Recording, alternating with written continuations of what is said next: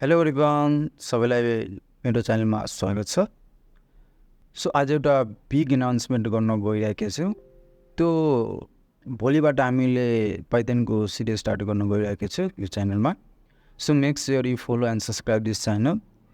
So तपाईँको मनमा लाग्न सक्छ कि हामीले पाइथन किन पढ्ने त, why should I read Python?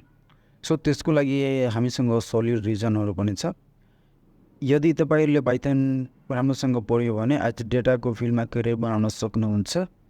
So यो पाइथन पढ्नुको लागि के प्रिरिक्विजिट केही छ कि छैन? सो इफ तपाईँहरूलाई इङ्ग्लिस ल्याङ्ग्वेजको नलेज छ भने, तपाईँहरू अनि क्युरियस हुनुहुन्छ भने केही नयाँ सिक्नमा भने तपाईँले welcome to the course.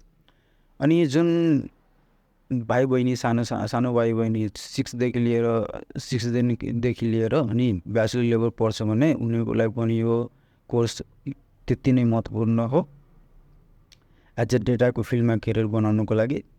So डेटाको field भनेको के हो त? सो तपाईँ कतिको सुन्नुभएको छ as a data scientist, data analyst, machine learning engineer, data engineer, कतिको सुन्नुभएको छ त? So these are the field. यदि तपाईँहरूले राम्रोसँग पाइथन पढ्नुभयो भने तपाईँले यो फिल्डहरूमा एज अ करियर बनाउन सक्नुहुन्छ। तपाईँले वेब डेभलपमेन्ट गर्न मन लाग्यो भने then also you will go for Python. So हामीले पाइथनको दुईवटा फ्रेमवर्क भयो, पपुलर फ्रेमवर्कहरू तिनीहरू ब्याकएन्डमा बढी युज हुन्छ होइन। त्यो फ्रेमवर्कमा सबभन्दा पहिला भनेको तपाईँको ज्याङ्गो हो अनि फ्लास्क हो।